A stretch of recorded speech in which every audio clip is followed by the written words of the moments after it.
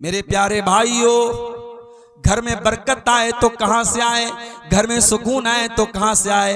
हाँ, पैसा तो आ रहा है, दौलत तो आ रही है, घर में अच्छा खाना तो बन रहा है, बच्चे अच्छा कपड़ा तो पहन रहे हैं, मकान तो आलीशान बन रहा है, लेकिन जब जिंदगी में नमाज नहीं, जब जिंदगी में अल्लाह का जिक्र नहीं, तो मेरे प्यारे भाइयों उस घर में बरकत कहां से आएगी, बरकत कहां से आएगी। हमारा घर आज मनहूस हो चुका है, माफ कीजिएगा मुझे, मेरे जुमले अगर कड़वे हो तो माफ कीजिएगा मुझे। हमने अपने घरों को मनहूस बना दिया।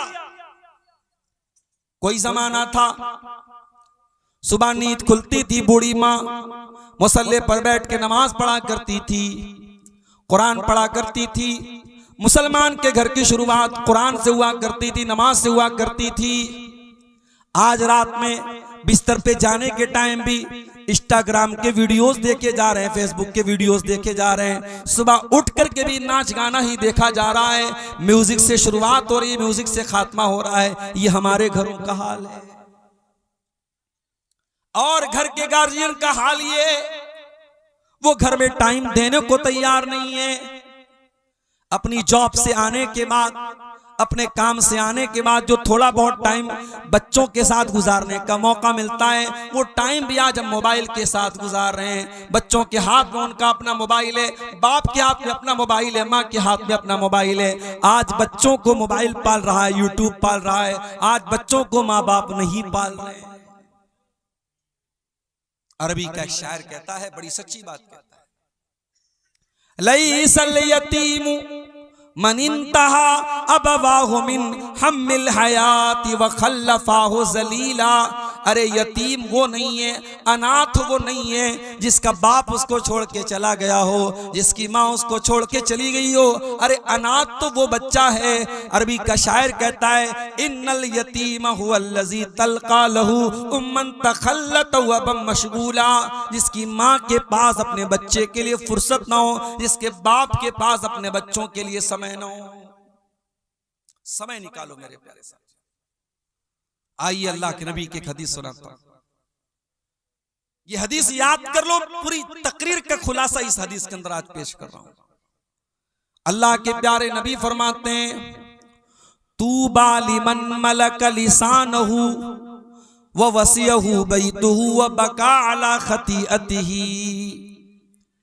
तीन चीजों पर जो अमल करेगा, तीन चीजों को जो अपना लेगा, वो कामयाब हो जाएगा, वो जन्नत में जाएगा। कौन सी तीन चीजें?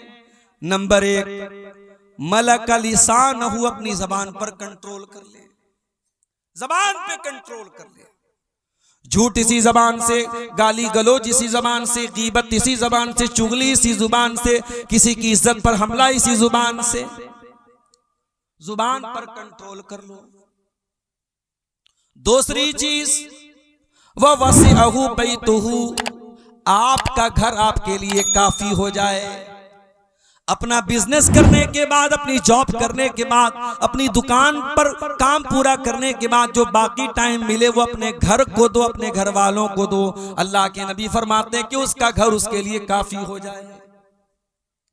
और तीसरी चीज, वह बकाला खतीयतिही, और वो तन्हाई में, अकेले में अपने गुनाहों पर नदामत के आंसू बहाता हो, रोया करता हो, तौबा करता हो, गिड़गिड़ाता हो। मेरे प्यारे भाइयों, हमने तो रोना भी बंद कर दिया, हमारी आंखें खुश्क हो गई, हमें तो रोना भी नहीं आता। आज हम इतने पत्थर दिल हो चुके हैं कि आज अपनी आंखों से जनाजा देखने के बावजूद, आज जनाजे की नमाज के दौरान और मैयत को दफनाने के दौरान भी हमारे चेहरे पर मुस्कुराहट होती है। हम रोना नहीं चाहते, हम रो नहीं पाते हैं। कुरान कहता है, सुम्मा कसत कुलूबुहुम मिन बादी ज़ालिका फहिया कल हिजारति व शद्दु कसवा। कुछ लोग इतने सख्त हो जाते हैं, उनके दिल इतने कठोर हो जाते हैं कि पत्थर से भी ज्यादा उनके दिल कठोर हो जाते हैं। व इन्न मिनल हिजारति लमा यतफज्जरु मिनहुल अनहार। अरे पत्थर तो कुछ ऐसे भी होते हैं कि पत्थर के अंदर से भी पानी निकलने लगता है, पत्थर फट जाता है और पत्थर से सुराख हो जाता है। लेकिन इंसान का दिल कभी कभी इतना कठोर हो जाता है कि पत्थर से ज्यादा सख्त हो जाता है। हम तो रो नहीं पाते।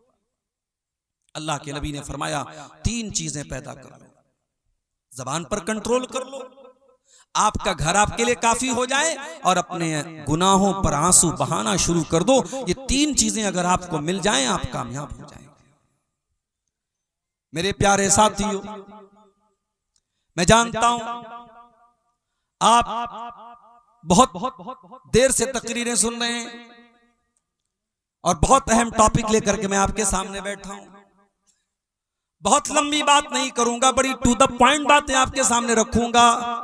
कुछ तरीके बताऊंगा, कुछ नुस्खे बताऊंगा, अपने घर को कैसे सुधारा जाए, अपने घर को कैसे संवारा जाए, अपने घर को इस्लामी घर कैसे बनाया जाए। इसी टॉपिक पर कुछ बातें आपके सामने रखूंगा। हम मकान बनाते हैं, मकान में सबसे जरूरी जो होती है मकान की बुनियाद, फाउंडेशन। बेहतरीन बिल्डिंग खड़ी कर दें, लेकिन अगर बुनियाद कमजोर हो जाए तो आपका मकान कमजोर माना जाएगा और एक दिन धराशायी हो जाएगा, धड़ाम से गिर जाएगा। अगर अपने घर को एक अच्छा घर बनाना चाहते हो तो जिस तरीके से मकान बनाने के टाइम ये देखते हो कि बुनियाद कैसी है, वैसे ही मकान बनाने के टाइम ये भी देखो ये मकान हम हराम कमाई से बना रहे हैं या हलाल कमाई से बना रहे हैं, ये सूद और ब्याज के पैसे से बना रहे हैं, रिश्वत के पैसे से बना रहे हैं, या जायज कमाई से बना रहे हैं, किसी का हक मार के बना रहे हैं, या सही तरीके से बना रहे हैं। तुम देख लो कि उस मकान की बुनियाद में तुम क्या डाल रहे हो। कुरान कहता फमन अस्ससा बुनियानहु अला तक़वा मिनल्लाहि व रिज़वानिन खैरुन अम्मन अस्ससा बुनियानहु अला शफ़ा जुरुफिन हारिन फनहार बिही फी नारी जहन्नम। कुरान कहता है 2 टाइप के घर होते हैं। एक घर वो है जो अल्लाह के तक़वा की बुनियाद पे खड़ा है, जिस घर का बनाने वाला ईमानदार है, सही है, नेक है, हलाल कमाई से घर बना रहा है। दूसरा वो है जो हराम खोर है, जो ब्याज का पैसा लेके आया है, जो रिश्वत का पैसा लेके आया है, जो भाई का हक मार के आया है, जो बहन का हक मार के आया है। किसी जगह एक लाइन पड़ी, बड़ी अच्छी लाइन थी कि मामू जान हज करने जा रहे हैं, अपनी बहन का और अपने भांजों का हक मारने के बाद तीसरी मर्तबा मामू जान हज करने जा रहे हैं। यह समाज की बड़ी कड़वी हकीकत है। हमें से हर इंसान किसी का मामू होगा, किसी बहन का भाई होगा। हमारी दीनदारी सिर्फ दाढ़ी पर है, हमारी दीनदारी सिर्फ माथे पर सजदे के निशान पर है। हम बड़े दीनदार बन गए, 5 टाइम के नमाजी बन गए। याद रखो मेरे भाइयों, ये जो मीरास में जिसका जितना हिस्सा है, बेटे का इतना है, बेटी का इतना है, माँ का इतना है, बाप का इतना है, भाई का इतना है, बहन का इतना है, ये किसी मुफ्ती का फतवे से नहीं बना है।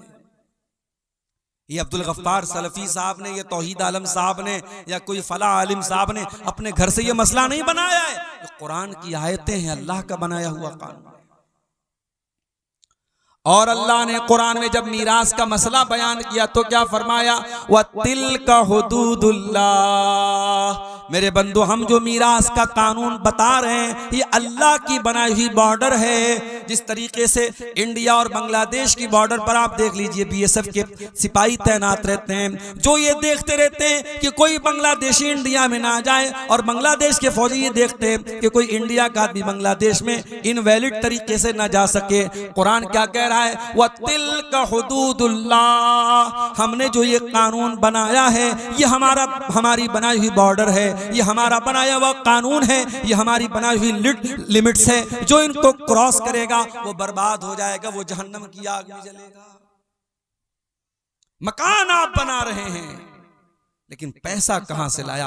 आप इमारत की बुनियाद क्या रख रहे हैं? बेईमानी पर तो नहीं है, चोरी पर तो नहीं है, और सूदखोरी पर तो नहीं है, रिश्वत पर तो नहीं है, बुनियाद किस चीज पर है? अल्लाह फरमाता है कि ऐ मेरे बंदो, एक इंसान अपने मकान को अल्लाह के तकवा और उसकी रजा की बुनियाद पे खड़ा कर रहा है, और दूसरा इंसान किसी गड्ढे के किनारे अपने मकान को बना रहा है और हराम तरीके से अपने मकान को बना रहा है। फन्हार बिही फी नारी जहन्नम, और एक दिन आएगा उसका मकान गिर जाएगा और उसको जहन्नम में लेकर के चला जाएगा।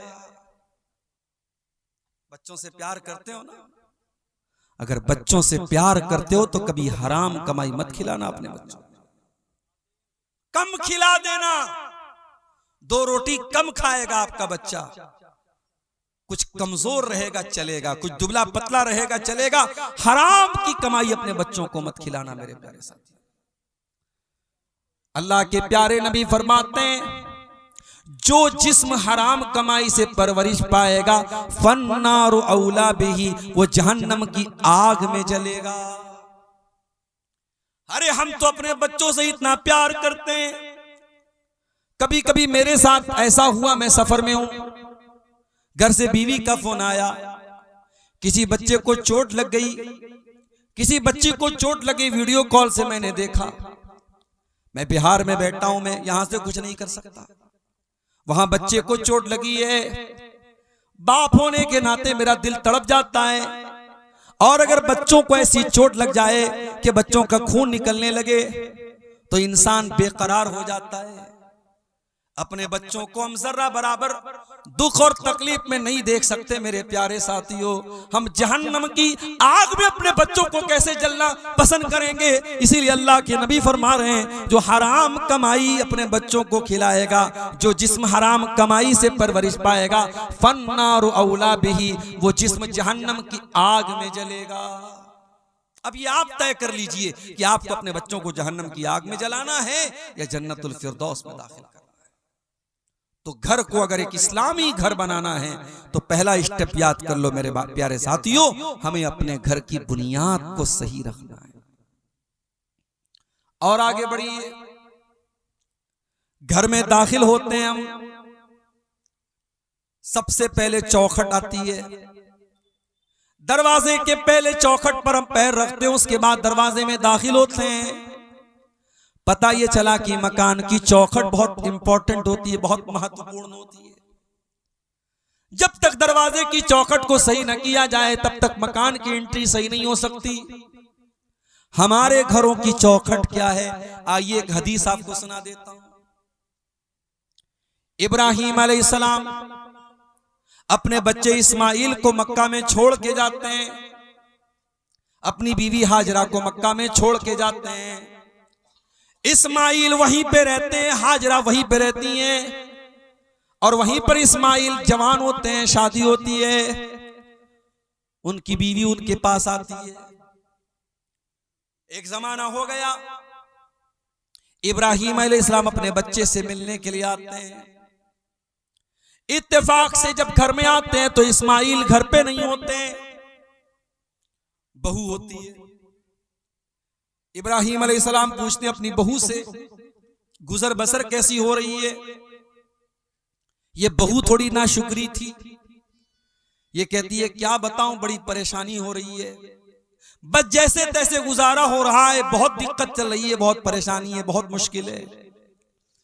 इब्राहिम अलैहिस्सलाम ने कहा कि बेटी तुम्हारा शौहर आए तो मेरा सलाम कह देना और ये बता देना, अपने शौहर से ये कह देना कि अब गैर अतबता बाबिक, अपने दरवाजे की चौखट बदल ले।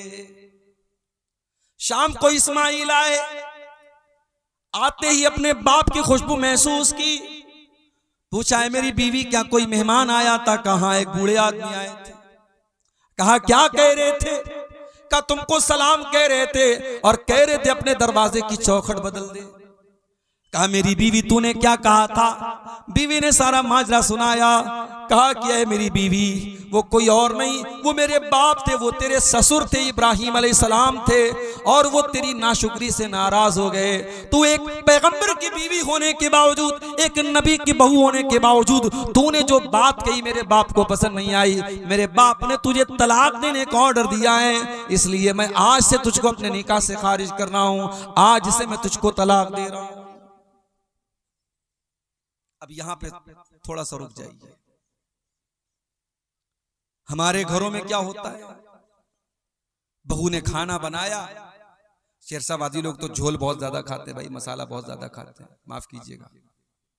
बड़ा सोच समझ के हम लोग जब जलसों का सीजन आता है तो पेट की बड़ी हिफाजत करनी पड़ती है। बहुत मसाला खाते हैं आप लोग। अब भाई मसाला आप ज्यादा खा रहे, बहू ने कम डाल दिया, वो भी मसला है। नमक आप ज्यादा खाते, बहू ने कम डाल दिया, वो भी मसला। और नमक आप कम खाते, बहू ने ज्यादा डाल दिया, वो और बड़ा मसला है। अब बहू ने खाने में नमक ज्यादा कर दिया, ससुर को गुस्सा आया। ससुर ने कहा चल अपने दरवाजे की चौखट बदल।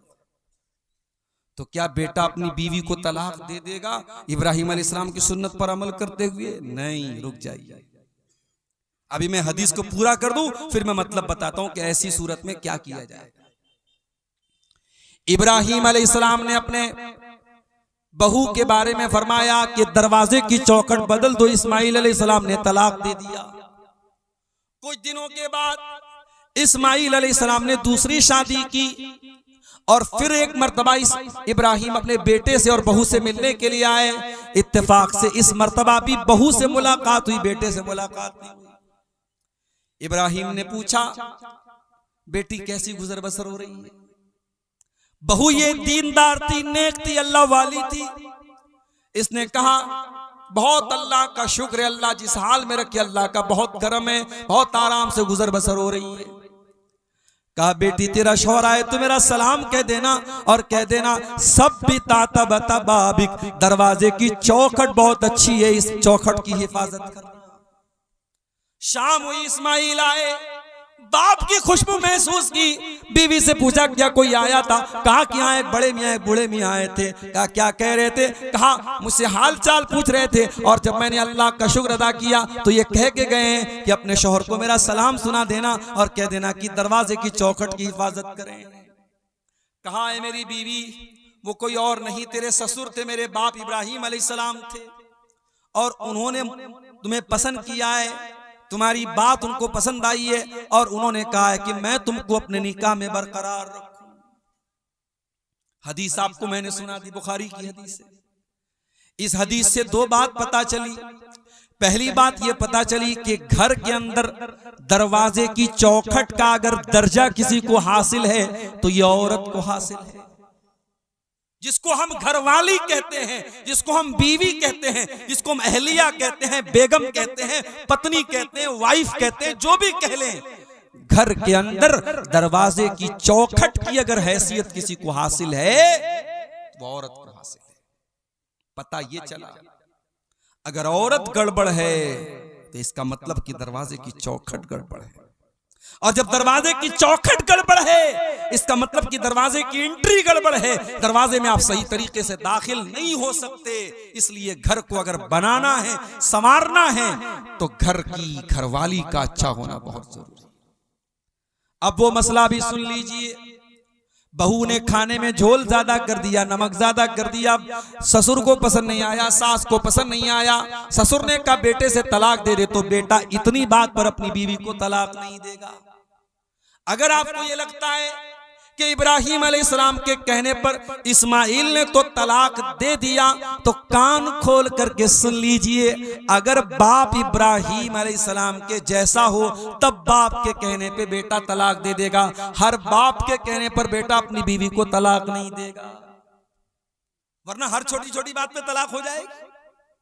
अगर इब्राहिम के जैसा बाप हो, उतना समझदार, उतना दूरअंदेश, उतना दीनदार, उतना होशियार, उतना जीनियस, उतना गहरी नजर रखने वाला, उतना अल्लाह वाला, तो अलग बात है। हर बाप को इस बात की इजाजत नहीं है, हर माँ को इस बात की इजाजत नहीं है कि वो बोले कि बहू को तलाक दे दो, बेटा तलाक दे दे। तो शौहर के घर की चौखट है बीवी। मेरे साथ मेरी प्यारी माँ बहनों, अगर आप पिंडाल के अंदर मौजूद हैं, मेरी आवाज आपके कानों तक पहुंच रही है, आप अपने बेटे के लिए जब बहू तलाश करने जाएं तो सिर्फ ये न देखें कि बहू कितनी खूबसूरत है, कितना रंग गोरा है, कितने अच्छे खानदान की है, कितने पैसे वाली है, कितना जहेज लेकर के आएगी। मेरी प्यारी माओ, आप जब अपने बेटे के लिए बीवी तलाश करने जाएं, आप अपने घर के लिए जब बहू लेने जाएं, तो कान खोल के सुन लो, आप बहू लेने नहीं जा रही हैं, आप अपने दरवाजे की चौखट लेने जा रही हैं, और चौखट बहुत संभाल करके लाना। अल्लाह के नबी फरमाते हैं, तुन कहुल मरातो ले अरबईन, जब औरत की शादी होती है तो 4 चीजें औरत के अंदर देखी जाती हैं, ले मालिहा वले हसबिहा वले जमालिहा वले दीनिहा। कुछ लोग माल देखते हैं, कुछ लोग खानदान देखते हैं, कुछ लोग खूबसूरती देखते हैं, और कुछ लोग दीनदारी देखते हैं। आपने फरमाया फज़फर बेज़ाति दीन, दीनदार औरत को घर में लेके आ जाओ, कामयाब हो जाओगे। दीनदार औरत को घर में लेके आ जाओ। मेरे प्यारे भाइयों, अल्लाह ताला ने औरत को ये खूबी, इस खूबी से भी नवाजा है कि औरत अपनी बात मनवा लेती है, कभी हंस के मनवा लेती है, कभी रो के मनवा लेती है, कभी मुस्कुरा के मनवा लेती है, कभी आंसू बहा के मनवा लेती है। मैंने औरत के ऊपर एक नज्म लिखी थी, उसमें मैंने एक शेर कहा था। वो शेर ऐसा था, कुदरत ने तुझे गर्मी जज्बात अता की। ऐ औरत, अल्लाह ताला ने तुझे जज्बात की कुव्वत अता की है, कुदरत ने तुझे गर्मी जज्बात अता की। वो ना तकवा के भरम तोड़ दे, वो नाज़ो अदा है। ऐ औरत, तेरे अंदर वो नाज है, वो अदा है, बड़े बड़े मुत्तकियों का तकवा तू तोड़ सकती है। अल्लाह ने तुझे नाज़ो अदा की ताकत दी है, और अल्लाह ने तुझे जज्बात की ताकत भी दी है।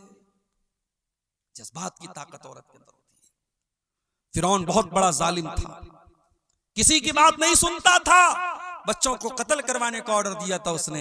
मगर जब अपनी बीवी उसकी जब बच्चा लेकर के आती है, जो मूसा अलैहिस्सलाम की शक्ल में वो बच्चा जब हजरत आसिया की गोद में पहुंचता है, फिरौन की बीवी की गोद में, और फिरौन की बीवी अपने शौहर से कहती है, ला तक़्तुलूहु असा अन यनफ़अना औ नत्तख़िज़हु वलदा।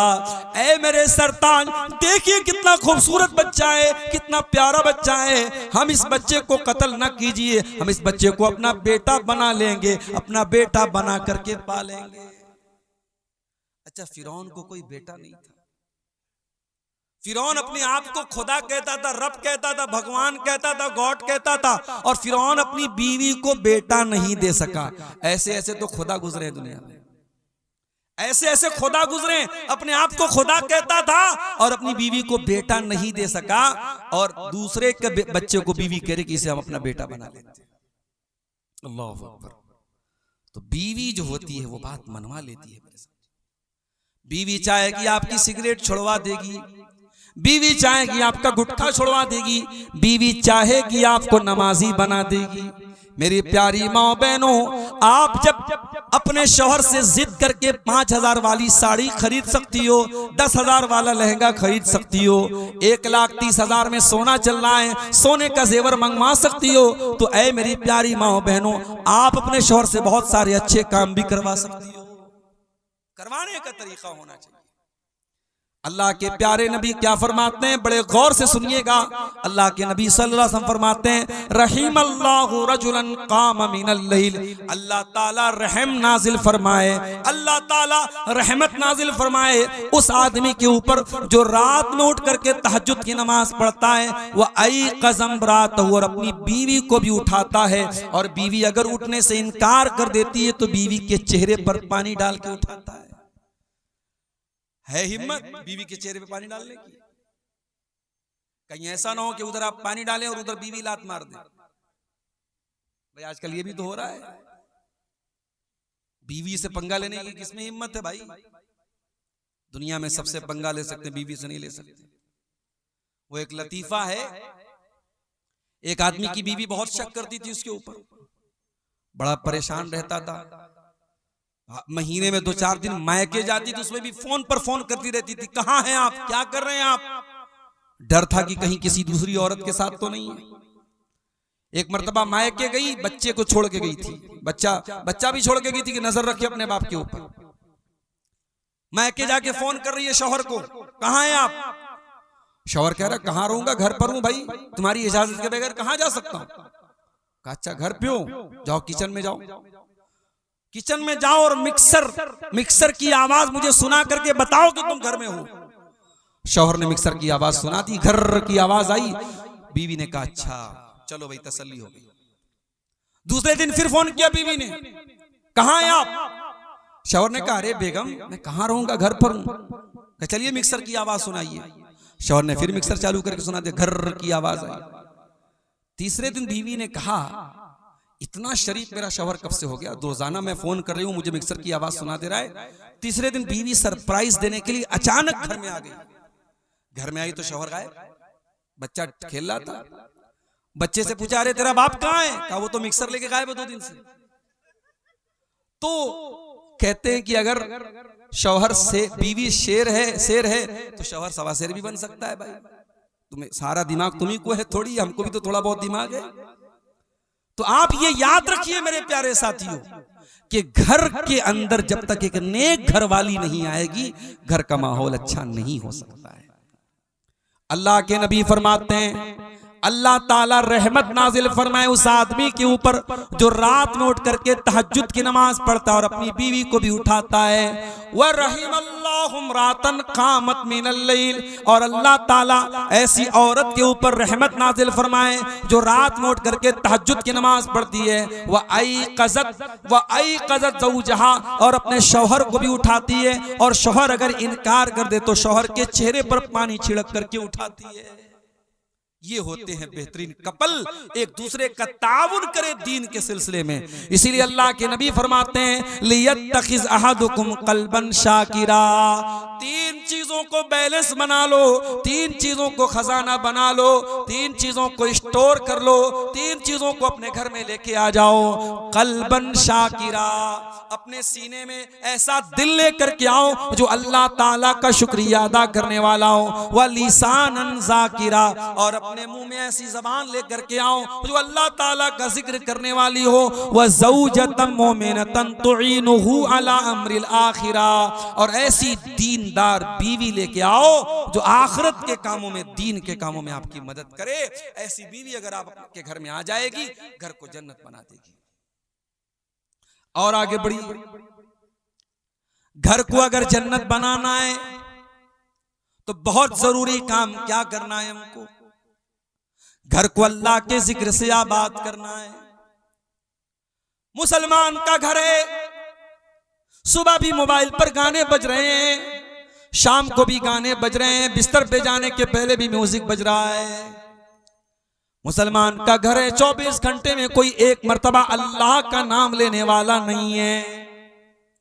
नेताओं के भाषण तो सुने जा रहे हैं, राजनेताओं की तकरीरें तो बजाई जा रही हैं, अल्लाह रसूल की बातें घर में कोई सुनने वाला नहीं है। गांव में जलसा होता है, उस घर का कोई आदमी जलसे में जाने को तैयार नहीं है। तकरीरों से बोर होने वाला परिवार है, ना शौहर को तकरीरों से इंटरेस्ट है, ना बीवी को तकरीरों से इंटरेस्ट है। एक आदमी घर में अल्लाह का जिक्र करने वाला, अल्लाह का नाम लेने वाला तक नहीं। मेरे प्यारे भाइयों, ऐसे घर को अल्लाह के नबी ने मुर्दा करार दिया। आपने फरमाया मसलुल बैतिल्लज़ी युज़करुल्लाहु फीही वल बैतिल्लज़ी ला युज़करुल्लाहु फीही, जिस घर में अल्लाह का नाम लिया जाए वो घर जिंदा है, और जिस घर में अल्लाह का नाम न लिया जाए वो घर मुर्दा है। वो घर मुर्दा है, अल्लाह के नबी ने उसको मुर्दा करार दिया है। अपने घर को जिंदा करो मेरे भाइयों, अल्लाह के जिक्र से आबाद करो। बहुत आसान तरीका बता देता हूं, जब भी घर में दाखिल हुआ करो बिस्मिल्लाह पढ़ के दाखिल हुआ करो, और जब घर के बाहर निकला करो बिस्मिल्लाहि तवक्कलतु अलल्लाहि ला हौला वला कुव्वता इल्ला बिल्लाह पढ़ लिया करो। क्या फायदा होगा मौलवी साहब? आइए मैं फायदा भी बता देता हूं। सही मुस्लिम की रिवायत है, अल्लाह के प्यारे रसूल फरमाते हैं जब इंसान घर में दाखिल होने के टाइम बिस्मिल्लाह पढ़ता है तो शैतान भाग जाता है और कहता है ला मबीत लकुम हाहुना, ये तो बिस्मिल्लाह पढ़ के घर में आया है, अब यहां पे रात गुजारने का मौका नहीं मिलेगा। जब इंसान रात में डिनर करने के टाइम, खाना खाने के टाइम अल्लाह का नाम लेता है, बिस्मिल्लाह पढ़ता है, तो शैतान कहता है ला मबीत लकुम वला अशाहा होना, ना तो यहाँ पे रात गुजारने का मौका मिलेगा, ना डिनर करने का मौका मिलेगा। जब आप खाने पर बिस्मिल्लाह नहीं पढ़ते हैं तो आपके खाने को शैतान भी खाता है, खाने की बरकत खत्म हो जाती है। तो घर में जब दाखिल हो तब बिस्मिल्लाह पढ़ें, और जब खाना खाने लगे तब बिस्मिल्लाह पढ़ें। और जब रात हो जाए, मगरिब की अजान हो जाए, तो अल्लाह के नबी ने फरमाया जब सूरज डूब जाए, जब मगरिब का टाइम हो जाए, फकुफ्फू सिबियानकुम, तो अपने छोटे बच्चों को घर के अंदर ले आओ। मगरिब के टाइम अपने छोटे बच्चों को बाहर मत भेजो। फ़इन्न शयातीन तंतशिरु हीन इज़िन, उस वक्त शैतान घूमते रहते हैं। मगरिब के टाइम अपने बच्चों को बाहर मत भेजिए, सूरज डूबने के टाइम। और आपने आगे फरमाया जब रात में चिराग की बत्ती बुझाओ तो बिस्मिल्लाह पढ़ के बुझाओ। बर्तन को खुला मत रखो, बर्तन को ढांक दो, बिस्मिल्लाह पढ़ के ढांक दो। दरवाजे की कुंडी लगाओ तो बिस्मिल्लाह पढ़ के कुंडी लगाओ। इसलिए कि जो अल्लाह के नाम से जो चीज क्लोज कर दी जाए, जो चीज बंद कर दी जाए, शैतान उसको ओपन नहीं कर सकता, शैतान उसको खोल नहीं सकता। अल्लाह का नाम लेके आप दरवाजे को बंद कीजिए। ये बहुत आसान तरीका मैंने आपको बताया है अल्लाह के जिक्र से घर को आबाद करने का। और जब आप घर के बाहर निकलें, बिस्मिल्लाहि तवक्कलतु अलल्लाहि ला हौला वला कुव्वता इल्ला बिल्लाह पढ़ लें। ये दुआ जब आप पढ़ के निकलेंगे, शैतान आपके करीब नहीं आएगा, फरिश्ता आपकी हिफाजत करेगा। फरिश्ता आपसे कहेगा कद वकीता, आपको अल्लाह ताला की तरफ से बचा लिया गया। आप इतनी प्यारी दुआ पढ़ करके घर से निकले। बहुत आसान है, बिस्मिल्लाहि तवक्कलतु अलल्लाहि ला हौला वला कुव्वता इल्ला बिल्लाह। बस रात में जब बिस्तर पे सोने जाओ, मेरी प्यारी माओ बहनों, अगर आप मेहनत मजदूरी करती हैं, खेतों में काम करती हैं, और मुझे मालूम है कि शेरशाबादी बिरादरी में माशाअल्लाह बहुत मेहनत करती हैं हमारे यहाँ की औरतें, आपका बदन जब थकावट से चूर हो जाए तो आइए मैं आपको वो तरीका बताता हूं जो तरीका अल्लाह के नबी ने अपनी बेटी को बताया था। क्या तरीका बताया था? हजरत फातिमा चक्की चलाती थी, उनके हाथों में छाले पड़ गए थे। हजरत अली भी बहुत मेहनत करते थे। दोनों शौहर बीवी अल्लाह के नबी के पास आए। हजरत अली ने कहा, ऐ अल्लाह के नबी, मैं इतनी मेहनत कर रहा हूं, तशतकई तो सदरी, मेरे सीने में दर्द होने लगा है। हजरत फातिमा ने कहा, बाजान, आपकी बेटी चक्की चला चला के इस हालत को पहुंच चुकी है, हत्ता मजलत यदाया, मेरे हाथों में छाले पड़ गए हैं। अय अब्बा जान, मुझे पता चला है आपके पास कुछ गुलाम आए हैं, हो सके तो अपनी बेटी और दामाद को कुछ गुलाम दे दीजिए। नबी ने न बेटी को कोई गुलाम दिया, न दामाद को कोई गुलाम दिया। क्या फरमाया आपने? ला उती को माँ, ऐ मेरी बेटी फातिमा, ऐ मेरे दामाद अली, मैं तुम दोनों को गुलाम नहीं दे सकता, मैं तुम दोनों को कोई गुलाम नहीं दे सकता। क्यों नहीं दे सकता? क्योंकि मेरे जो मस्जिद के अंदर जो दीन सीखने वाले साहब आए, असहाब सुफ़्फ़ा हैं, जो दीन के स्टूडेंट्स हैं, उनके पास खाने को अनाज नहीं है, उनके पास खाने को खाना नहीं है, उनके पास तन ढांपने को कपड़ा नहीं है। ऐ अली, ऐ फातिमा, जब तक मैं उनकी जरूरत को पूरी न कर दूं, मैं तुमको वो खादिम गुलाम नहीं दे सकता। हाँ, मैं उससे बेहतर तरीका तुमको बता रहा हूं। जब तुम रात में बिस्तर पे सोने जाओ तो 33 बार सुभान अल्लाह पढ़ लिया करो, 33 बार अल्हम्दुलिल्लाह पढ़ लिया करो, और 34 मरतबा अल्लाहु अकबर पढ़ लिया करो। फ़ज़ालिकुमा खैरुल लकुम मिन खादिम, तुम्हें किसी खादिम की, किसी नौकर की जरूरत नहीं पड़ेगी।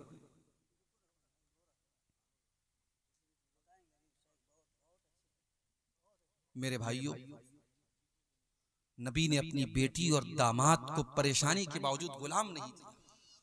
नबी ने तस्बीह सिखाई है, और हजरत अली कहते हैं कि ये तस्बीह जब नबी ने जिस दिन से नबी ने मुझको सिखाई है, उस दिन से लेकर के जब तक मैं जिंदा हूं, ये तस्बीह कभी मैंने छोड़ी नहीं है। सवाल करने वाले सवाल किया है, अली आपकी जिंदगी में एक रात आई थी, सिफ़ीन की लड़ाई वाली रात, क्या उस रात भी आप ये तस्बीह पढ़ के सोए थे? कहा कि हाँ, उस रात में ये तस्बीह पढ़ के सोया था। मेरे प्यारे भाइयों, सहाबे किराम 2-2 घंटे तकरीरें नहीं सुनते थे। हाँ, जो सुनते थे अमल करते थे। नबी ने ये तस्बीह सिखाई तो इस तस्बीह के ऊपर हजरत अली ने अमल किया, हजरत फातिमा ने अमल किया।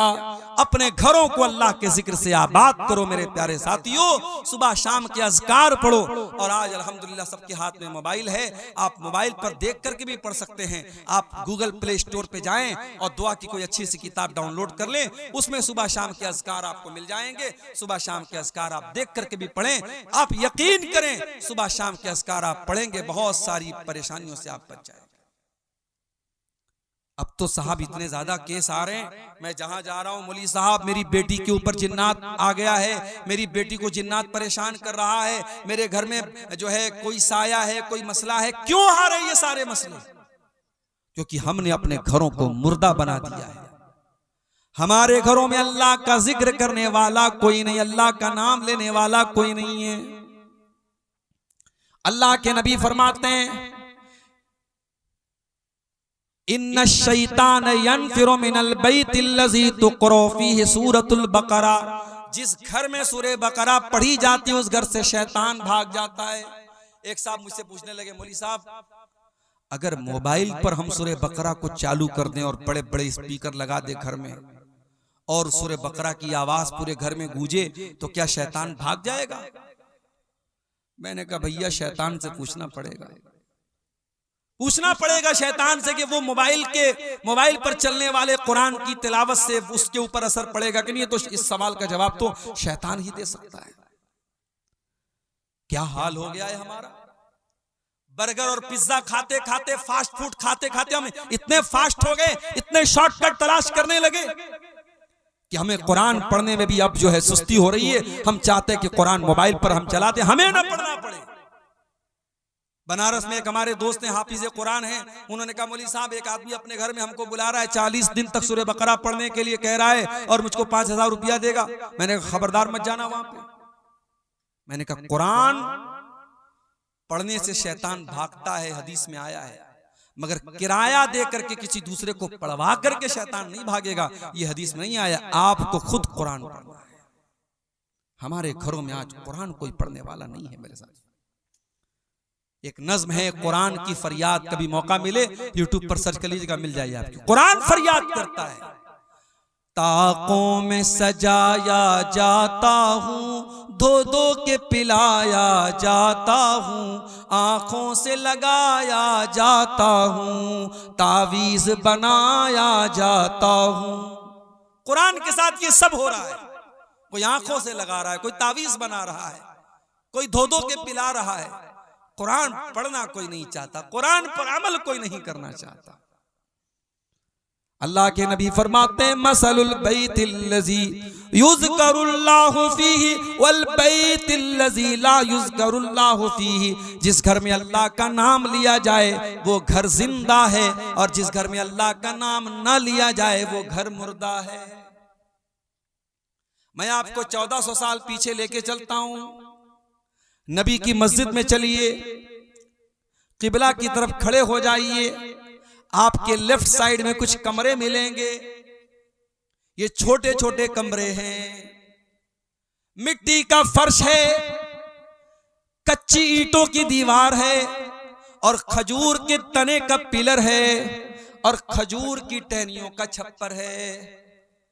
इन कमरों में टाइल्स नहीं लगा है, इन कमरों में मार्बल नहीं लगा है, इन कमरों में सीमेंट की दीवार नहीं है, इन कमरों में कोई पेंट नहीं हुआ है। मगर अल्लाह की कसम ये कमरे बड़े बरकत वाले हैं। इन कमरों में जनाब मुहम्मदुर रसूलुल्लाह सल्लल्लाहु अलैहि वसल्लम रहते हैं। इन कमरों में इस उम्मत की माएँ रहती हैं। इन कमरों में नबी अकरम की बीवियां रहती हैं। ये कमरे कितने ऊंचे हैं। सईद इब्ने मुसय्यब कहते हैं, मैं उस्माने गनी के दौर में नबी के कमरे में गया, मैंने हाथ उठाया, मेरा हाथ मकान की छत में टच हो गया, यानी छत भी बहुत ज्यादा ऊंची नहीं थी। और कमरे का स्पेस कितना था, कमरे का क्षेत्रफल कितना था, कितना बड़ा कमरा था। इतना बड़ा कमरा था, कि अल्लाह के प्यारे नबी जब तहज्जुद की नमाज पढ़ा करते थे तो सजदे में जाने के टाइम हजरत आयशा को अपना पैर हटाना पड़ता था। यानी उस कमरे में इतनी गुंजाइश भी नहीं थी कि हजरत आयशा लेटी हो और अल्लाह के प्यारे नबी आराम से सजदा कर सकें। ये छोटे छोटे कमरे थे मेरे प्यारे साथ, कमरे छोटे थे, लेकिन इन कमरों में कुरान उतरता था, इन कमरों में बरकत उतरती थी, इन कमरों में नूर उतरता था, इन कमरों में अल्लाह के प्यारे नबी रहा करते थे, इन कमरों में रात में कुरान पढ़ा जाता था, तहज्जुद पढ़ी जाती थी, अल्लाह के नबी रातों को रोया करते थे। सलाम उस पर जो उम्मत के लिए रातों को रोता था, सलाम उस पर जो फर्शे खाक पर जाड़े में सोता था, सलाम उस पर के जिसके घर में चांदी थी न सोना था, सलाम उस पर के टूटा बोरिया जिसका बिछौना था। उस नबी ने हमको बताया कि मकान में बरकत अल्लाह को याद करने से आती है, मकान को आलीशान बनाने से मकान खूबसूरत नहीं होता है मेरे साथ। और आगे बढ़िए, घर को अगर दीनदारी वाला घर बनाना है, इस्लामी घर बनाना है, घर के हर फर्द को नमाजी बनना पड़ेगा। माँ भी नमाजी हो, बाप भी नमाजी हो, भाई भी नमाजी हो, बेटा भी नमाजी हो। अल्लाह के प्यारे नबी फरमाते हैं मुरू औलादकुम बिस्सलाती वहुम अबनाउ सबीन। जब तुम्हारे बच्चे 7 साल के हो जाएं, 7 साल के हो जाएं तो अपने बच्चों को नमाज का ऑर्डर दो, और जब तुम्हारे बच्चे 10 साल के हो जाएं और नमाज न पढ़े तो तुम उनकी पिटाई करो। मौली साहब, पिटाई कौन करेगा? फजर की अजान तक जलसे चलते हैं सीमांचल में, और जलसा खत्म होते ही पब्लिक अपने घरों को जाती है और उस गांव की छोटी सी मस्जिद में चंद नमाजी नमाज पढ़ते हैं। ये आज हमारा हाल है। मस्जिद तो बना ली शब भर में ईमान की हरारत वालों ने, मस्जिद तो बना ली शब भर में ईमान की हरारत वालों ने, मन अपना पुराना पापी था बरसों में नमाजी बन न सका। अरे जब हम नमाजी बनेंगे तब ना अपने बच्चों को नमाजी बनाएंगे, जब हम खुद ही बेनमाजी तो क्या बच्चों को नमाजी बनाएंगे? अपने बच्चों को नमाजी बनाना तो पहले खुद नमाजी बनना पड़ेगा। कुरान कहता है वअमुर अहलका बिस्सलाति वस्तबिर अलैहा। ऐ मेरे नबी, नमाज का अपने घर वालों को हुक्म दीजिए और खुद भी नमाज की पाबंदी कीजिए। ला नसअलुका रिज़्क़ा, और ऐ नमाज पढ़ने वाले, तेरी नमाज से तेरी रोजी रोटी पर कोई फर्क नहीं पड़ेगा, तेरी रोजी में कोई कमी नहीं आएगी। हम तुझसे तेरी रोजी नहीं मांगते, हम तो खुद तुझको रोजी देते हैं। अगर 10 मिनट के लिए तू दुकान बंद कर देगा तो क्या मक्का में दुकान बंद नहीं होती, मदीना में दुकान बंद नहीं होती? मक्के और मदीने में दुकान बंद हो जाती है और उसके बावजूद अल्लाह ताला उनको देता है, नमाज के टाइम उनकी दुकान बंद हो जाती है। तो नमाज की पाबंदी करो मेरे प्यारे साथियों। कुरान कहता है वज़कुर फिल किताब इस्माइल, और याद करो किताब में, कुरान में इस्माइल को, इन्नहु काना सादिक़ल वादी व काना रसूलन नबिया। इस्माइल अल्लाह के सच्चे नबी थे। व काना यअमुरु अहलहु बिस्सलाह, और इस्माइल अपने घर वालों को नमाज का हुक्म दिया करते थे। इब्राहीम अलैहिस्सलाम क्या दुआ करते अल्लाह ताला से? रब्बि जअलनी मुक़ीमस्सलाह, ऐ अल्लाह तो मुझे नमाज कायम करने वाला बना दे। व मिन ज़ुर्रियती, और ऐ अल्लाह मेरी औलाद को भी तू नमाज कायम करने वाला बना दे, मुझे भी नमाजी बना दे, मेरी औलाद को भी नमाजी बना दे। नमाज का माहौल घर में पैदा कीजिए, आप खुद भी नमाज पढ़िए, बच्चों को भी नमाज बनाइए। हजरत अब्दुल्लाह बिन मसूद रज़ी अल्लाह तआला अन्हु रात में तहज्जुद की नमाज पढ़ रहे हैं, और तहज्जुद की नमाज पढ़ते हुए कुरान का 16वां पारा वो पढ़ रहे थे, और 16वें पारे की आयत उनकी नजरों से गुजरी। जब हजरत मूसा अलैहिस्सलाम और हजरत खजीर अलैहिस्सलाम दोनों जा रहे थे और एक मकान की दीवार गिरने वाली थी, कुरान कहता है हजरत खजीर ने उस मकान की दीवार को ठीक कर दिया। गांव वाले बड़े कंजूस थे, उन लोगों ने इन दोनों लोगों को खाना तक नहीं खिलाया था, और जब दीवार गिरने लगी तो हजरत खजीर ने दीवार को ठीक कर दिया। हजरत मूसा अलैहिस्सलाम ने फरमाया लौशी तलत तखस्ता अलैहि अजरा, ऐ खजिर आपको दीवार फ्री में नहीं ठीक करना चाहिए था, जब इतने बदतमीज गांव वाले थे तो पैसा लेके ये काम करना चाहिए था। हजरत खजिर ने क्या जवाब दिया? फरमाया व अम्मल जिदारु फकान लिगुलामैन यतीमैन फिल मदीनति व कान तहतहु कंजुल लहुमा। ऐ मूसा, वो दीवार दो यतीम बच्चों के मकान की दीवार थी, उस मकान में दो यतीम बच्चे रहा करते थे, दीवार गिर जाती, उन बच्चों का खजाना जो बाप ने मरने के पहले दफनाया था वो खजाना गांव वाले लूट के चले जाते। अल्लाह ने मुझको हुक्म दिया कि मैं उन बच्चों का खजाना लूटने न दूं, डूबने न दूं। पता ये चला बाप अगर नेक है तो बाप के मरने के बाद भी अल्लाह ताला यतीम बच्चों को बाप की दौलत और बाप का खजाना देगा, अल्लाह ताला बच्चों को महरूम नहीं करेगा। जब हजरत अब्दुल्लाह बिन मसूद कुरान की आयत पढ़ने लगे, रोने लगे, तहज्जुद की नमाज का सलाम फेरा, उनका छोटा बच्चा वहीं पे सो रहा था, अपने बच्चे को देख करके रोते हुए कहने लगे मिन अजलिका या बुनैया, ऐ मेरे बच्चे तेरा बाप तेरे लिए तहज्जुद की नमाज पढ़ रहा है, आज मैं तहज्जुद पढ़ रहा हूं, कल तुझे फायदा मिलेगा। ऐ मेरे बच्चे तेरा बाप तेरे लिए रातों को इबादत कर रहा है, रातों को जाग रहा है। अपने बच्चों का अगर बेहतर भविष्य चाहते हो, अपने बच्चों का फ्यूचर चाहते हो तो नेक बनो, दीनदार बनो, नमाजी बनो, इंशाअल्लाह आपके बच्चे भी दीनदार बनेंगे। मेरे प्यारे साथी, ये कोई फख्र की बात नहीं, मेरे 8 बच्चे, मेरे 7 बच्चे। फख्र की बात यह है कि आपका एक ही बच्चा हो लेकिन इस लायक हो कि आपका इंतकाल हो तो वो जनाजे की नमाज पढ़ सके, दुआएं उसको आती। आपका बेटा, आपकी बेटी जब दुआ के लिए हाथ उठाए तो ये कह सके रब्बिरहमहुमा कमा रब्बयानी सगीरा, ऐ अल्लाह मेरे माँ बाप पर रहम फरमा जिस तरीके से बचपन में उन्होंने मुझको पाला है। तो ये बहुत जरूरी चीज है मेरे प्यारे साथियों कि हम घर में नमाज का माहौल पैदा करें। और आगे बढ़िए, घर को अगर एक दीनदारी वाला घर बनाना चाहते हैं तो जैसे मोबाइल में जब वायरस ज्यादा हो जाए तो हम दुकानदार के पास जाते हैं, लो भाई देखो मेरे मोबाइल में क्या हो गया है, तो दुकानदार कहता है कि भाई साहब आपके मोबाइल में वायरस आ गया है, क्या करना पड़ेगा, इसमें एंटी वायरस डालना पड़ेगा, इसकी मोबाइल की मेमोरी को क्लीन करना पड़ेगा, मेमोरी से बहुत सारी चीजों को डिलीट करना पड़ेगा। अगर घर को दीनदारी वाला घर बनाना चाहते हो तो 5 चीजों को डिलीट कर दो अपने घर से, 5 चीजों को डिलीट कर दो, निकाल दो अपने घर से। नंबर 1, अपने घर से तस्वीरों को निकाल दो। ला तदखुलुल मलाइकतु बैतन फीहि कल्बुन वला सूरा, अल्लाह की रहमत के फरिश्ते उस घर में नहीं आते जिस घर में कुत्ता हो या जिस घर में तस्वीर हो। मौली साहब, कैमरा तो सबके हाथ में इस वक्त है। अब तो हम लोग तकरीर करने जाते हैं तो लोग कहते हैं मौली साहब एक सेल्फी ले लो, सेल्फी विद सेल्फी। तो कैमरे की तस्वीरें तो आज मेरी भी मौजूद हैं सोशल मीडिया पर, और आप कह रहे हैं कि अल्लाह की रहमत के फरिश्ते नहीं आते जिस घर में तस्वीर हो।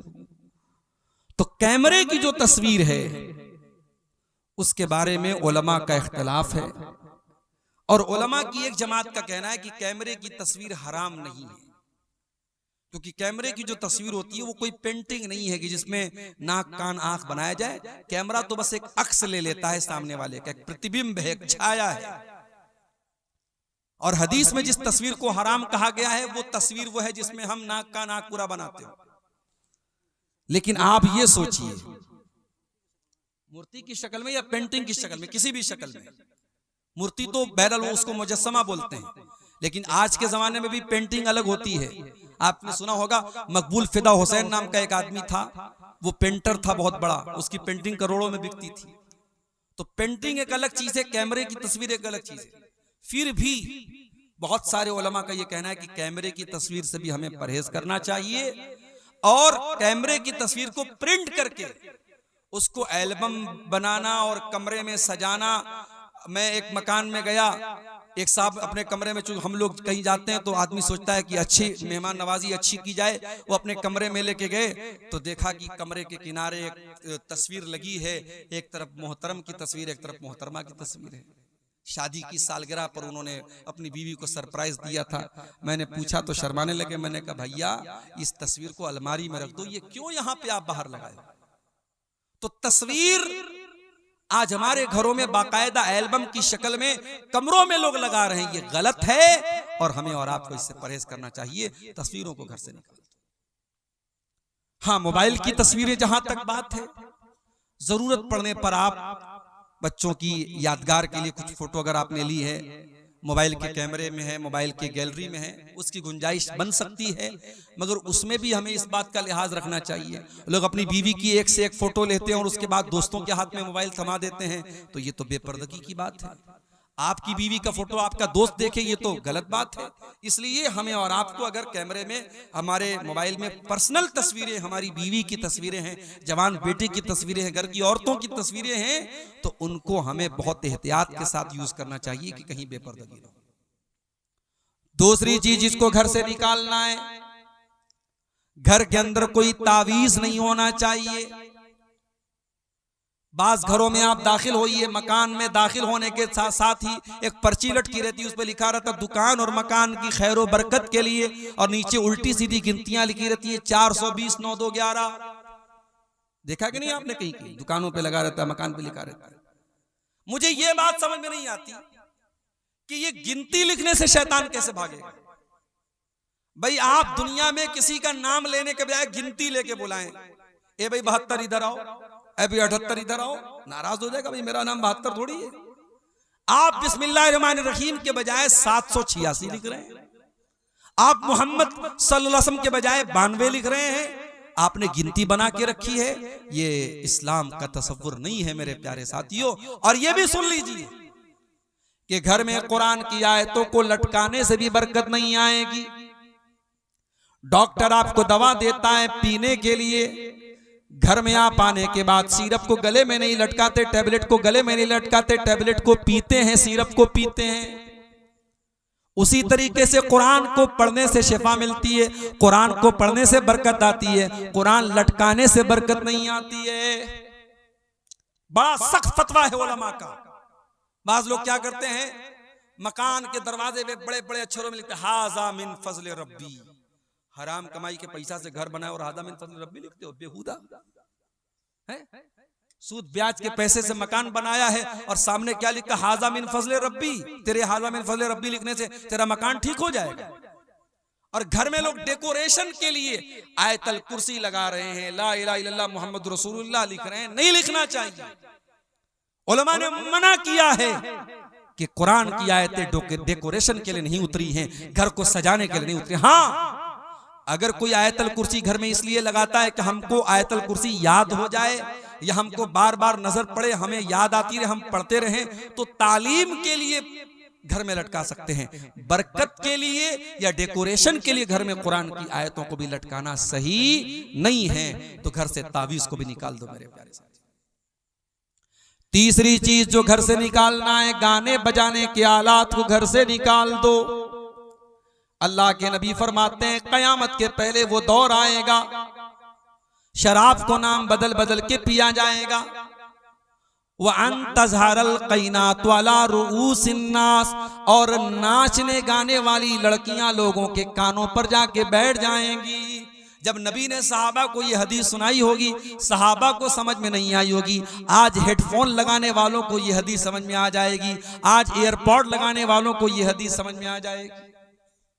बाइक चला रहा है, मस्त बना हुआ है, गाना सुन रहा है, फेवरेट अपना बॉलीवुड का गाना सुन रहा है। सामने से ट्रैक्टर ने मारा, तेरी रूह परवाज हो गई, तेरी जान निकल गई, तो गाना सुनते हुए दुनिया से गया है। और कयामत के जब तू उठेगा तो वही गाना सुनते हुए तू कयामत के दिन उठेगा। जिस हाल में इंसान मरेगा उसी हाल में कयामत के दिन उठाया जाएगा। अपने घरों को नाच गानों से दूर रखो मेरे साथी। कटिहार और पूर्णिया के इंग्लिश मीडियम स्कूल में हमारी बेटियां पढ़ रही हैं। स्कूल का एनुअल फंक्शन है। टीचर ने आपसे कहा कि आपकी बेटी से हम डांस करवाना चाहते हैं, बहुत अच्छा डांस करती है आपकी बेटी। आपने कहा बहुत अच्छी बात है, हमारी बेटी डांस करेगी, हम देखेंगे। स्कूल का एनुअल फंक्शन हो रहा है, आपकी 12-13 साल की जवानी की दहलीज पर कदम रखने वाली लड़की डांस कर रही है और आप वीडियो बना रहे, फक्र से स्टेटस लगा रहे, साहब मेरी बेटी बड़ा अच्छा डांस करती है। ये मुसलमान है जिन्हें देख के शर्माए। और अभी तक तो ये हराम काम स्कूलों में होता था, ये इंग्लिश मीडियम स्कूलों में होता था, अब मदरसों में ये काम भी हो रहा है। हाँ, नाम बदल दिया गया, वहां डांस हो रहा था, यहां एक्शन हो रहा है जी। लड़कियां नज़्म पढ़ रही हैं, ऐसे ऐसे झूम रही हैं, गा रही हैं, और उसको क्या, उसका बड़ा अच्छा नाम रख दिया, एक्शन हो रहा है। शर्म आनी चाहिए और चुल्लू और पानी में डूब मरना चाहिए। अपनी कौम की बच्चियों की हम नुमाइश कर रहे हैं पूरी दुनिया के सामने। अपने घर से निकाल के फेंक दो नाच गाने को। जिस नाच गाने की आवाज को आपके नबी नापसंद करते थे, शैतान की आवाज करार दिया आपने।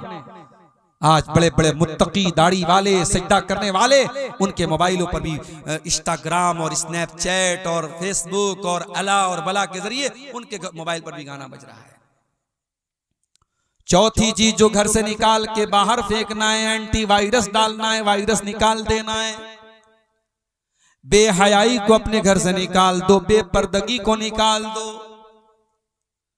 कहीं ऐसा ना हो कि साल के 359 दिन तो आपके घर में पर्दा होता हो, लेकिन शादी वाले दिन आपने भी अपनी आंखें बंद कर ली। मौलवी साहब आज तो शादी है, आज इजाजत है बेपर्दगी की। कुरान की कौन सी आयत है और नबी अकरम की कौन सी हदीस है जो शादी ब्याह के मौके पर आपके घर की औरतों को खूबसूरत कपड़े पहन के, लिपस्टिक लगा के, पाउडर लगा के, क्रीम लगा के, सज करके, सवर करके दुनिया के सामने नुमाइश करने की इजाजत देती है? और मुझे तो हैरत होती है कि आपके सीमांचल के जलसों में भी औरतें आती हैं और बाकायदा तैयार होकर के माएँ अपनी बच्चियों को तैयार करके लेके जाती हैं और बगैर किसी पर्दे के खूबसूरत मेकअप से सजा करके, सवार करके उन लड़कियों को जलसों में लेकर के आया जाता है। माफ करना मेरे प्यारे भाइयों, अकबर इलाहाबादी ने बिल्कुल सही कहा था, बेपर्दा नजर आई कल जो चंद बीबियां, अकबर ज़मीं में गैरत कौमी से गड़ गया। पूछा जो उनसे आपका पर्दा वो क्या हुआ? कहने लगी कि अक्ल पे मर्दों के पड़ गया। जब औरत का पर्दा उतरता है तो सबसे पहले मर्दों की अक्ल पे जाके चढ़ जाता है। जी हाँ, वो मर्द दयूस है, वो मर्द बेगैरत है जिसके घर की बेटी, बहू और बहन बेपर्दगी करे, बेहयाई करे और उसको कोई फर्क ना पड़े, उसकी माथे पर कोई शिकन ना आए। अल्लाह के प्यारे नबी सल्लल्लाहु अलैहि वसल्लम फरमाते हैं, 3 लोग ऐसे होंगे जिनकी तरफ कयामत के दिन अल्लाह ताला ना तो देखेगा, ना बात करेगा, ना पाक और साफ करेगा। नंबर 1, अल-आक़ुल वालिदैहि, अपने माँ बाप से रिश्ता तोड़ देने वाला। नंबर 2, अल-मरअतुल मुतरज्जिला, मर्दों की नकल करने वाली औरत। और नंबर 3, अद-दयूस, वो बेगैरत मर्द जिसके घर में बेगैरती हो रही और उसको कोई फर्क ना पड़ रहा। तो बेहयाई को घर से निकाल दो मेरे साथियों।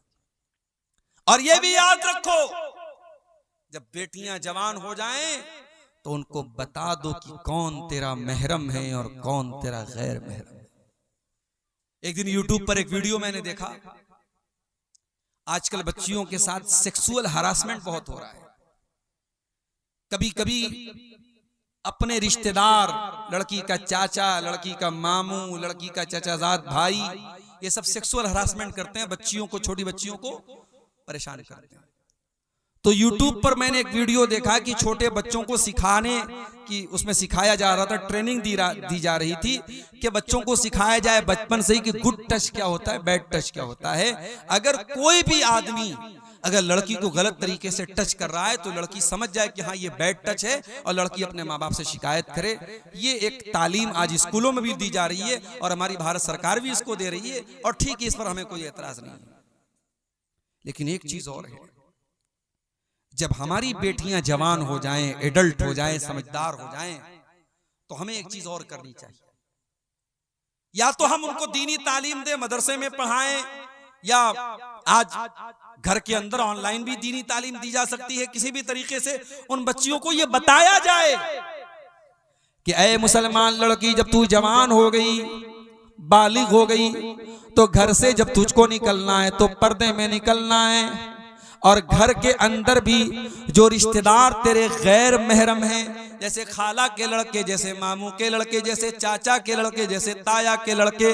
ये जब तू जवान हो गई और वो लड़के भी जवान हैं तो वो तेरे लिए गैर महरम है। उनसे दोस्ती रखना, उनसे अकेले में मिलना, उनके सामने बिला वजह आना, ये तमाम चीजें गलत हैं। अपनी जवान बेटियों को ये भी सिखाया जाए। महरम गैर महरम का फर्क भी उनको बताया जाए। भाभी को मायके छोड़ना है, कौन छोड़ने जा रहा है? देवर जा रहा है, शौहर नहीं जा रहा है। शौहर छोड़ने चला जाएगा तो नाक कट जाएगी। कौन छोड़ने जा रहा है? जवान देवर जा रहा है, बाइक पर बैठा है, बहू उससे कंधे से कंधा सटा के बाइक पे जाए। ये कैसी बेगैरती है जो आज हमारे इलाके में।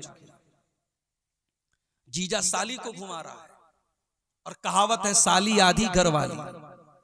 माफ करना मेरे प्यारे साथियों, किसी ने जिसने ये कहावत बनाई है साली आधी घरवाली, उसकी नीयत खराब होगी, उसकी सोच खराब होगी। इस्लाम में साली कोई आधी घरवाली नहीं है। साली आपके लिए गैर महरम है और साली को अपने जीजा के सामने आने से परहेज करना चाहिए।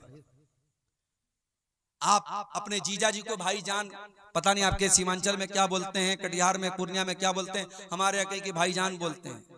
जीजा को भाईजान बोलते हैं, बहन के शौहर को भाईजान बोलते हैं। तो भाईजान बोल देने से वो आपके भाई नहीं हो जाते हैं। एक लिमिट होनी चाहिए, एक पर्दा होना चाहिए। मेरे प्यारे साथी, नबी अकरम के पास एक सहाबी आते हैं, सवाल करते हैं, अफरअयतल हमवा या रसूल अल्लाह, अय अल्लाह के नबी, क्या देवर भी भाभी के पास अकेले में नहीं जा सकता? जीजा साली के पास अकेले में नहीं जा सकता? आज आपके बनारस के करीब में मऊ में जानता हूं, मुबारकपुर में जानता हूं, आजमगढ़ में जानता हूं, आपके सीमांचल के भी बहुत सारे इलाकों में ये चीज मिल जाएगी।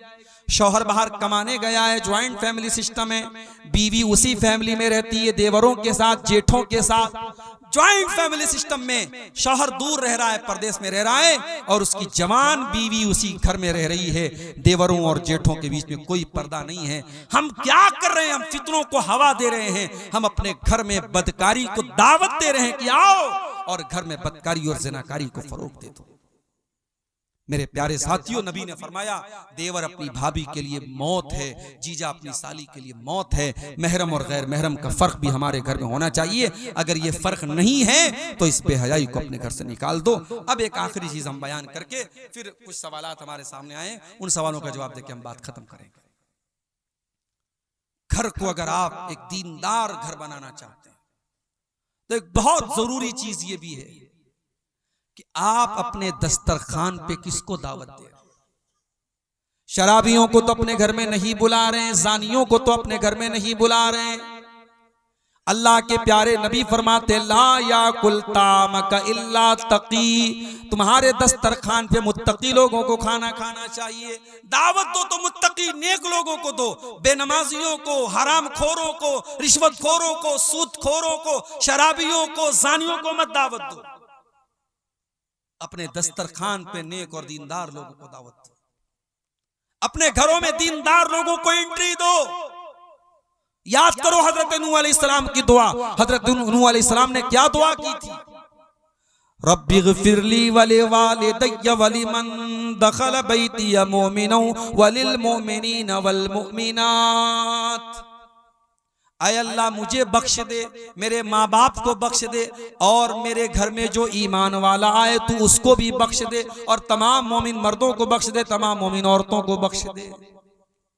पता ये चला कि अपने घर में नेक और ईमान वाले को, मुत्तकी को हम अपने घर में दावत दें। शरीयत इसकी भी हमको तालीम देती है। और आखिरी चीज ये है मेरे साथ, ये जितनी चीजें मैंने बयान की इनका ताल्लुक हमारी कोशिश से, हमारे संघर्ष से, हमारे स्ट्रगल से, लेकिन हिदायत तो अल्लाह के हाथ में है। हिदायत का रिमोट कंट्रोल अल्लाह के हाथ में है। इसलिए अल्लाह से दुआ भी करते रहो कि अल्लाह मेरे घर को नेक बना दे। और दो दुआएं मैं सिखा रहा हूं, इन दोनों दुआओं को नोट करो। पहली दुआ आपको मिलेगी 19वें पारे में, सूरह फुरकान के आखिरी रुकू में। बड़ी प्यारी दुआ है। अल्लाह के नेक बंदे दुआ करते हैं, रब्बना हब लना मिन अज़वाजिना व ज़ुर्रिय्यातिना क़ुर्रता अयुन वजअलना लिलमुत्तक़ीना इमामा। ऐ परवरदिगार, हमारे बीवी बच्चों को हमारी आंखों की ठंडक बना दे और हमें मुत्तकियों का इमाम बना दे। बड़ी प्यारी दुआ है, इस दुआ को पढ़ा करो मेरे साथ। और दूसरी दुआ कुरान के 26वें पारे में शुरू में है, सूरह अहकाफ में, जब इंसान 40 साल का हो जाए तो ये दुआ पढ़े। 40 साल का जब इंसान हो जाता है ना तो मैच्योर हो जाता है, और जो 40 साल में भी न सुधरे वो कब्र में जाने तक भी नहीं सुधरेगा। ये बात नोट करो। बुरी आदतें जो छूटने वाली होती है 40 साल तक छूट जाती हैं, और जो बुरी आदतें 40 साल तक ना छूटे वो 70 साल में भी नहीं छूटती। कुछ बूढ़ों को देखो, 70 साल के बूढ़े हैं, चौराहों पर बैठे हैं और उनकी आंखें जो हैं इधर उधर घूम रही हैं। वो जवानी की शरारतें, बुढ़ापे में हाथों में जुम्बिश नहीं, पैरों में ताकत नहीं, मगर वो शरारतें बुढ़ापे में भी जिंदा रहती हैं बास बूढ़ों के अंदर। तो 40 साल इंसानी जिंदगी का बड़ा अहम पॉइंट है। इसीलिए अल्लाह ने 40 साल का होने के बाद ये दुआ सिखाई, और रब्बी औज़िअनी अन अश्कुरा नेमतक अल्लती अनअमता अलैया व अला वालिदैया व अन अअमल सालिहन तर्दा व अस्लिह ली फी ज़ुर्रियती। बड़ी प्यारी दुआ है। ऐ अल्लाह, मुझे तौफीक दे कि मैं तेरी नेमतों का शुक्रिया अदा करूं। जो नेमतें तूने मुझको दी और मेरे माँ बाप को दी, और ऐ अल्लाह मुझे तौफीक दे कि मैं ऐसा नेक अमल करूं जिससे तू खुश हो जाए। वो अस्लिह ली फी ज़ुर्रियती, और ऐ अल्लाह मेरी औलाद की तू इस्लाह कर दे, मेरी औलाद को नेक बना दे, मेरी औलाद को अच्छा बना दे। ये बड़ी प्यारी दुआ है। ये दोनों दुआएं पढ़ा करो मेरे साथ, दुआएं पढ़ा करो, अल्लाह से ताल्लुक मजबूत रखो, इंशाअल्लाह अल्लाह आपके घर की हिफाजत करेगा। ये सवाल एक आया था, हमारे गांव की जुमा की मस्जिद में औरत की जगह है, तो क्या औरत जुमा की नमाज मर्दों के साथ पढ़ सकती है? पढ़ सकती है नहीं, पढ़ना चाहिए। जी, आपके समाज में जो अज्ञानता है, जो जिहालत है, जो मुसलमान लड़कियां आज गैर मुस्लिमों के साथ भाग रही हैं, मुर्तद हो रही हैं, उसकी बहुत बड़ी वजह हमारी कौम की लड़कियों और औरतों को दीन की तालीम नहीं है, ये वजह है। और जुमा की नमाज में अगर पर्दे का अरेंजमेंट है तो आप औरतों के लिए बिल्कुल इंतजाम कीजिए। मैं झारखंड में बाज़ इलाकों में गया और बाकायदा मैंने वहां जुमा के खुतबे में तकरीर में कहा कि आप अपनी औरतों का इंतजाम कीजिए, और अल्हम्दुलिल्लाह मेरे कहने का उन लोगों ने उनके ऊपर असर भी हुआ और वहां औरतों का सिलसिला शुरू हुआ। हाँ, औरतें जुमा में आएंगी, पर्दे के साथ आएंगी, पर्दे का लिहाज रखेंगी, औरतों की एंट्री अलग हो, उनका दरवाजा अलग हो, पर्दे का पूरा इंतजाम हो, मर्दों की नजर औरतों पर न पड़ती हो। अगर ये सारी कंडीशन है तो औरतों का इंतजाम बिल्कुल रखना चाहिए। रख सकते नहीं, रखना चाहिए। मजहबे इस्लाम में बच्चा बंद करना जायज नहीं है, लेकिन ज्यादा बच्चे होने पर हम तालीम नहीं दे पा रहे हैं, इन हालात में हम क्या करें? देखिए, ये बहुत अहम सवाल है आज के दौर में, जिसको हम मुहज़्ज़ब अल्फाज में कह सकते हैं। फैमिली प्लानिंग की इस्लाम में क्या हैसियत है? तो देखिए, फैमिली प्लानिंग की दो शक्लें हैं।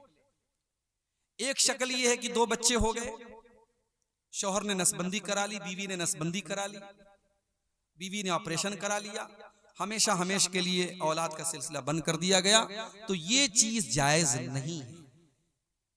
परमानेंट इस सिलसिले को रोक दिया जाए जब तक कि कोई ऐसी मजबूरी ना हो। कभी कभी ऐसा होता है कि औरत के अंदर कुछ क्रिटिकल बीमारी होती है और डॉक्टरों का इत्तेफाक होता है कि अब अगर ये प्रेग्नेंट हुई तो इसकी जान को खतरा है, और डॉक्टर का कहना होता है कि आप इसका ऑपरेशन करा दे, तो वो एक मजबूरी की सूरत हाल है, उसमें कराया जा सकता है। बाकी फैमिली प्लानिंग के लिए जो वक्ती तरीके अपनाए जाते हैं, आप लोग माशाअल्लाह जानकार हैं, बहुत सारी चीजों पर आपकी नजर है। मैं पब्लिक प्लेस में तमाम लोग सुन रहे हैं, बहुत सारी चीजों का नाम मैं नहीं ले सकता। वक्ती और आरजी और टेम्पररी तौर पर हमल को रोकने के लिए जो चीजें अपनाई जाती हैं उनको अपनाया जा सकता है, बच्चों के बीच में गैपिंग रखने के लिए। लेकिन सुनिए, लेकिन अगर हमल ठहर चुका है, अगर ये डॉक्टर की रिपोर्ट आ गई है, या आज के जमाने में प्रेगा न्यूज वगैरह के जरिए पता लग जाता है कि हाँ बीवी को हमल है, अब उस हमल को होने के बाद अब आपको किसी दवा के जरिए, किसी एबॉर्शन के जरिए उसको खत्म करने की इजाजत नहीं है। उसके पहले, हमल के पहले के जो रास्ते और जो तरीके हैं वक्ती तौर पे रोकने के, आप उनके बारे में मालूमात करके उनको अपना सकते हैं। लेकिन हमल ठहरने के बाद किसी बच्चे को, चाहे वो अभी सिर्फ हमल की शक्ल में है, उसे कत्ल करने की इजाजत इस्लाम में बिल्कुल भी नहीं है। प्यार करके शादी करना कैसा है भाई? कोई दिल जला है जिसकी तरफ से सवाल आया है। प्यार करके शादी करना कैसा है? सवाल को थोड़ा उलट दीजिए, शादी करके प्यार कीजिए, प्यार करके शादी मत कीजिए। ठीक है, प्यार करके शादी करना ये इस्लाम का तरीका नहीं। हाँ, आज का दौर है, आपके खानदान की कोई लड़की है, बहुत खूबसूरत है, आपको पसंद है, आप जो जायज तरीका है अपने माँ बाप को भेजिए कि भाई लड़की दीनदार, सिर्फ खूबसूरती को मेयार ना बनाइए। अगर लड़की दीनदार भी है, खूबसूरत भी है, आप रिश्ते का पैगाम भेज दीजिए, शादी कर लीजिए। लेकिन ये कोई तरीका नहीं हुआ कि आप मोबाइल नंबर हासिल करें, चैटिंग करें, बातें करें, सेटिंग करें और उसके बाद आप शादी करें, तो ये जायज नहीं है। ये इस्लाम में इसकी इजाजत बिल्कुल भी नहीं है। दूसरा सवाल है, नया घर में कुरान खानी करवाना कैसा है? चाहे नया घर हो चाहे पुराना घर हो, कुरान खानी कराना जायज नहीं है। कुरान पढ़ना सही है, किसी को बुला करके लड्डू खिला के कुरान पढ़वाना ये सही नहीं है। और कुरान बहुत सारी जगहों पे क्या होता है, मरने वाले के लिए भी कुरान पढ़ते हैं, वो भी जायज नहीं है। कुरान पढ़ना नॉन ट्रांसफरेबल इबादत है, किसी को ट्रांसफर नहीं कर सकते। अब्दुल गफ्फार साहब कुरान पढ़ के मौलवी साहब को बख्श दें, इसका इस्लाम में सिस्टम नहीं है। हम कुरान पढ़ेंगे, हमको सवाब मिलेगा। इमाम साहब का वजू मुकम्मल नहीं है तो क्या मुक्तदी की नमाज हो जाएगी? नहीं होगी, दोहरानी पड़ेगी नमाज। और अगर नमाज के दौरान वजू टूट जाए इमाम साहब का, तो जहां से टूटा है वहां से किसी दूसरे को इमाम बना दे और इमाम साहब वहां जाके वजू करें और फिर से नमाज अपनी पढ़ें। बीच में अगर वजू टूटा है तो वहां से दूसरे को इमाम बना सकता है, लेकिन वजू ही सही तरीके से नहीं किया और ऐसी हालत में नमाज पढ़ा दिया और बाद में पता चला कि वजू सही नहीं था, तो वो नमाज दोहरानी पड़ेगी। अल्लाहु आलम।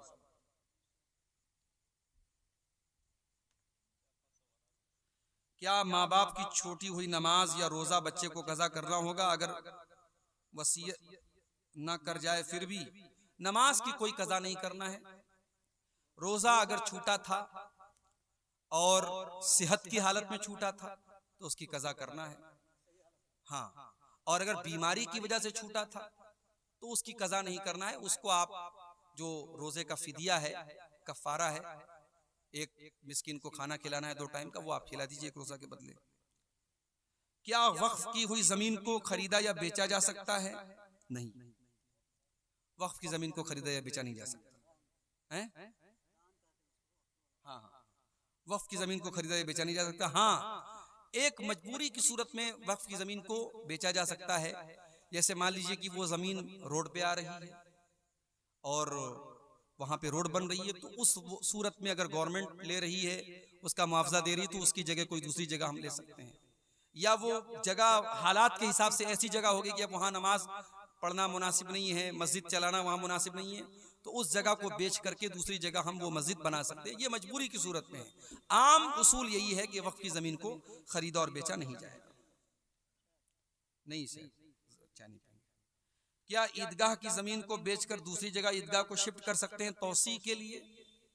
अब देखिए, मजबूरी की सूरत में तो ऐसा कर सकते हैं, लेकिन सिर्फ तौसी का मसला है, यानी ईदगाह छोटी है, हमको बड़ी ईदगाह लेना है और छोटी वाली ईदगाह को बेच करके हम दूसरी जगह बड़ी जमीन खरीदना चाहते हैं, तो ये मसला थोड़ा सा क्रिटिकल है, टफ है, मुश्किल है। इसके बारे में आप अपने इलाके के उलमा से समझ लीजिए या किसी बड़े इदारे से फतवा ले लीजिए। नगर के करीब एक मस्जिद है मगर जमात के लोगों की तादाद कम है, तो क्या गांव की किसी बड़ी मस्जिद में नमाज़े पंजगाना पढ़ने के लिए जाना कैसा है? जा सकते हैं, कोई हरज की बात नहीं। आज के दौर में नगर और गांव का कोई बहुत फर्क नहीं रह गया है। जहां पर भी जमात हो रही हो आप नमाज पढ़ सकते हैं। शहर के हैं गांव में जाके पढ़ सकते हैं, गांव के हैं शहर में आके पढ़ सकते हैं, कोई हरज की बात नहीं। क्या औरतों के लिए इजाजत नहीं है कि उसे जुमा की नमाज में शिरकत करें? बयान कर चुके हैं। ठीक है, हाँ, पढ़ सकते हैं। दुआ पढ़ के किसी को दम करना जायज है, कोई हरज की बात नहीं है। दुआ सही हो, कुरान की आयतों वगैरह को पढ़ के दम किया जाए।